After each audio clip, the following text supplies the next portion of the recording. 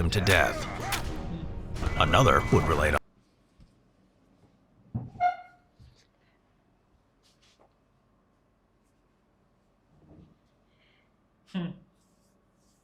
I didn't know that these guys were brutal. No, remove this camera and everything. Jesus Christ. Hey fam, welcome back again to the channel. So today we're going to be checking out this exciting video. Do not forget to like, Subscribe. and join our membership. See you on the video. Let's go. Why do Canadians go ballistic in war? Wait, which war? During All war? the wars. Ballistic. Ballistic. Sorry. Ballistic means go wild. Yeah, I think so. Yeah, go rogue. Wait. You know. Okay. Yeah, I think I know one war that the Canadians fought in. So I wanted to ask, which war are they talking about? I think they literally fought in all of the wars. Really? Yes. Sorry, they played a huge role in wars, to be honest. Well, let's dive in and see. Why do Canadians go ballistic in war? Ah, Canadians. We all know the stereotype. Nice, friendly, and extremely apologetic. Oh, wow. If you're fighting them, though, avoid them at all costs, because for some strange reason, these usually calm maple leaf lovers go absolutely ballistic when there's a war on. Really? Trench raids. In World War I, the only thing scarier than going on a trench raid was to be on the receiving end of a Canadian one. Soon after their deployment, the Canucks earned a fearsome reputation as enthusiastic and innovative practitioners of this brutal art. To maximize stealth, they were known to blacken their faces and to wear thick rubber gloves. They also brought along with them a variety of handmade weapons to optimize their killing effectiveness, such as spiked clubs, knives, and brass knuckles, to allow them to take out enemies silently. Alternatively, pipe bombs and grenade catapults were used if they preferred to go in guns blazing. Wow. On operation, the Canadians tore through trenches so quickly and with such cold-blooded efficiency that by the end of the war, they were able to reach up to 1 kilometer behind enemy lines. Their speed and ferocity earned them the nicknames from the terrified Germans, ranging from stormtroopers to wild colonials. Wait, The savage it's from them they got this name, Stormtroopers. Yes. Ranging from stormtroopers to wild colonials. The savage. First off, from the first clip, they actually were, doing this trench under the barbed wire. Like, So they used to go far behind the enemy line. blind, yes, so deep. And look, it's kind of impossible to cross the enemy line. Wait, you guys are missing one big point. What was that? All our life, we've always thought that the Canadians were peaceful. We They thought, did a lot of peacekeeping and the likes do you of them. understand? I thought, like, I see, in my whole widest world, I thought they don't go to war. I feel like they choose peace all the time, but when you bring war to them, They show you give crazy. Yes, to the last point of it. determination of the Canadians was most on show in the 4 months leading up to the Battle of Vimy Ridge, where they conducted 55 raids. The most disastrous of these happened in March of 1917, involving over 1,300 soldiers. Despite suffering an appalling 43% casualty rate and being constantly gassed, one group of raiders was able to clear a 450-meter section of the German trench, Whoa! killing prisoners of 450 war. meters. When they weren't going on deadly nighttime raids, the Canadians could usually be found slaughtering prisoners of war. Shockingly, in World War I, the murder of German POWs was actively encouraged by some commanders. You know, prisoners of war, right? They don't actually kill them. They actually keep them to the end of the war. But actually, prisoners, they actually keep them. But seeing they killed prisoners of war, that is a very... brutal act. Yes! Wait. I understand when they say they kill the prisoners of war from the first contents they actually made, which is when they go on night raid. You know, night raid is all about stealth. So I don't think there is much room for prisoners, right? So the question there is, during other, battle and they get prisoners, do they also kill them or unalive them? Sorry. So that's where I am confused. Yeah, I think But so. I understand the night raid own, you can't leave them to compromise your location and all that stuff. Wow. For the attack on Vimy Ridge, for instance, one soldier recalled how an Vimy officer Ridge. told If you him, check the history, I don't know "Remember, what it no is. prisoners, they'll just eat your rations." Oh, Having to share already limited food supplies was just one of the reasons why most preferred to shoot rather than capture. But the most powerful justifications were revenge and battle rage. In a typical account, one lieutenant would recall how, after losing half of his company to machine gun fire, his surviving men rushed to the battery that had caused the damage to find the Germans inside crying and with their hands up. Unmoved, they proceeded to mercilessly bludgeon and shoot them to death. Another would relate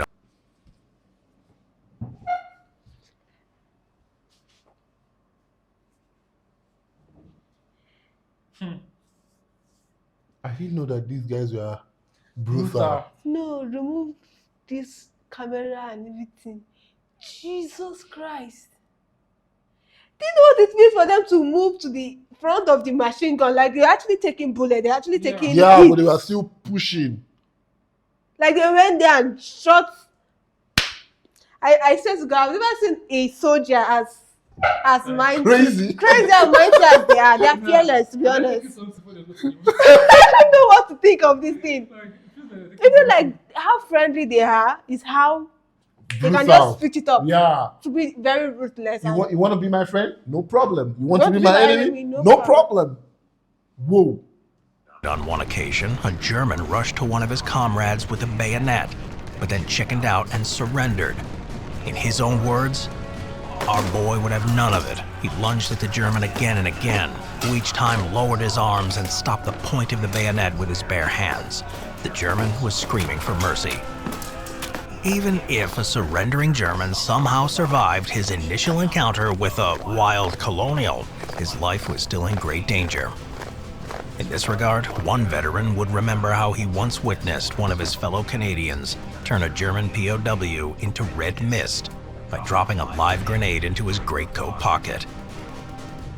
Live and let die. During World War I, soldiers carried out an unofficial live and let live policy. This was an unspoken agreement in which both sides agreed to only attack each other if ordered. The most famous example of this in action was the unofficial 1914 Christmas Day truce, in which thousands of combatants from both sides exchanged gifts, sang carols, and mingled with each other for a few hours. The next year, though, the Canucks were on the front lines, and unlike their allies, live and let live was not in their vocabulary. Among their number were the troops of the 3rd Battalion, who were stationed in the Ypres salient on the Western Front. In the spirit of the previous year, voices from the opposing trench wished them a happy Christmas, and some of the friendlier Canucks returned the greetings. After a couple of minutes, men from both sides had raised their heads above the dugouts, and an older, whiskered man was invitingly waving a box of They cigars. can be friendly if they want to Moments later, a Canadian sergeant ruined Christmas by dispatching 2 Germans with his machine gun. Of course, this wouldn't be the last time the Germans of the Great War were tricked into a false sense of security by their heartless North American foe. In one particularly cruel episode, Canuck troops tossed tins of corned beef into a German trench. Then, when they heard their requests for more, they lobbed grenades at them instead. As the stories so far have illustrated, for some reason, This Canadians guy just followed their intrusive thoughts. You know that thought that you be like, oh, this is not first time. This is the first time. Oh no. This is not. Even though, like, what if you come for poison? I love this video already. I love What if it. was poison? It's making me feel a certain way I've never felt before, to be honest. It's funny because why would you accept that from your enemy? Like, it's common sense, like, not trust your enemy. They actually use their stereotype at them because they know, okay, Canadians are friendly. So then giving them, they feel like, okay, they are back to their default setting. Not knowing. I'm sorry, They're wrong. I'm going to say this. Alright? Since I've been watching videos about the World War II, to be frank, I'm a very sympathetic person. Since I've been watching videos about World War II, I always get angry. How did they get off so easy after gassing so many people in gas chambers, this, that? But hearing the part of the Canadians, now I know there is a living God. I'm sorry. I'm sorry. Like, Some of you might look at me as an Very evil person for this. actually, this feels like a comedy to me. Do you understand? It feels like retaliation. And I love it. Went absolutely bananas in World War I. Bananas. But why were they World so War I. angry? No, this is what I want. Some historians have argued their ruthlessness was an emotional response to a battlefield rumor about the so-called crucified Canadian, an officer who was supposedly crucified to a barn door near Ypres.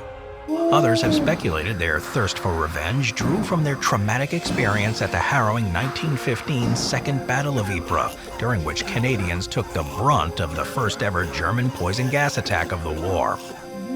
The best explanation, however, may be the simple fact that Canadians were brutalized more than any others because they were always being placed in the first wave of attacks. Juno Beach. By the close of the Great War, the Canadians had gone from a relatively unknown fighting force to one of the planet's most feared and respected military outfits. It was with this hard-earned reputation that they would enter the killing fields of World War II to face off against a German army reinforced by elite units with a strangely familiar name, Stormtroopers. On June 6, 1944, the Canadians reminded everyone of their elite status when they pulled off what's considered one of the most tactically successful operations of D-Day. Their objective was to storm Juno Beach and then seize the cities of Caen and Bayeux with 14,000 soldiers and 1,000 paratroopers. During the first wave, 3,000 lion-hearted Canadians rushed towards German pillboxes, taking heavy casualties. They were then followed in by tanks, which obliterated most of the German beach defenses, allowing infantrymen to swarm in and begin close-quarters fighting. Wow. Impressively, it took them less than 2 hours to secure their first route off the beach at the small town of Courcelles. By the end of the day, Courcelles-sur-Mer, Saint-Aubin-sur-Mer, and Colombiers-sur-Soleil had all fallen, and the tank regiment of the 1st Hussars were at the Caen-Bayeux highway intersection, making them the only Allied unit on D-Day to actually reach their final objective. The Devil's Brigade. In World War II, the Canadians distinguished themselves not only as dependable infantrymen, but also as skilled commandos in a joint American-Canadian unit called the 1st Special Service Force, better known as the Devil's Brigade, or the Black Devils. The Devil's Brigade was formed in June 1942 and had only accepted individuals into its ranks who were already well acquainted with survival and the outdoors. As a result, former skiers, parachutists, hunters, lumberjacks, trappers, and game wardens made up the majority of its personnel. These hard and rugged men were transformed into killing machines via a brutal training regime that involved 100-mile speed marches and specialist training with all sorts of weapons, explosives, and vehicles. To strike fear into their enemies' hearts on the battlefield, they placed a calling card on the dead, emblazoned with the phrase, "The worst is yet to come," in German. The Black Devils were assigned the most dangerous assignments, with one of their most iconic missions taking place in December of 1943 at the mountain peak of Monte la Defensa, southeast of Rome. For about a month, multiple British, Canadian, and American assaults attempting to dislodge the Germans at the top had been wiped out one after the other. By the time the Devil's Brigade arrived on the scene, Monte la Defensa had been battered with over 200,000 shells, earning it the nickname the $1 Million Hill. At 1:30 a.m. on December 3rd, carrying 60-pound rucksacks as well as knives, guns, and bayonets, and with charcoal-blackened faces, 600 men of the 1st Special Service Force began climbing up the near-vertical cliff face as fog and swirling snow enveloped the mountain. A little before 6 a.m., they reached the summit and began quietly slitting the throats of sentries. Then, all of a sudden, a rock slide gave away their position and the enemy opened fire. The fighting was intense and both sides suffered heavy losses, but the battle-hardened Germans were eventually expelled. In a mere 2 hours, the month-long standoff had been ended by a force that was 10 times smaller than the combined Allied force that had up until then failed to take Monte la Defensa. With a little help from the Americans, they had shown that once again, that to mess with a Canadian in wartime is to sign your own death warrant.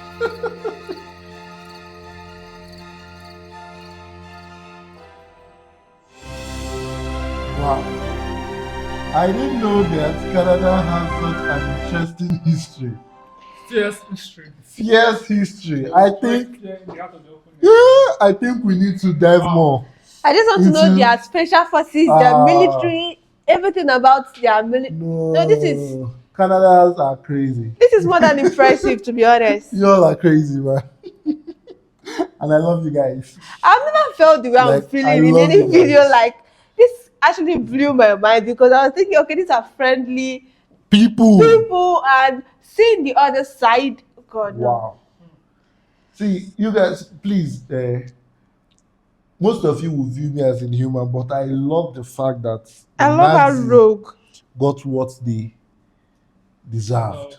I love how They, rogue they, they that's what they went. came for. Yes. Because obviously you left your country to another country to do what?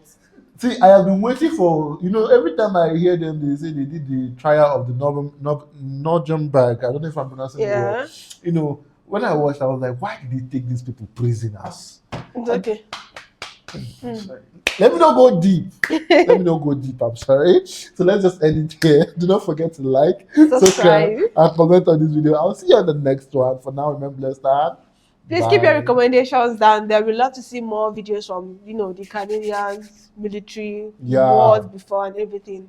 Because I'm really fascinated. I want to dive more. I want to dive deeper. I want to explore. Yeah. So, bye.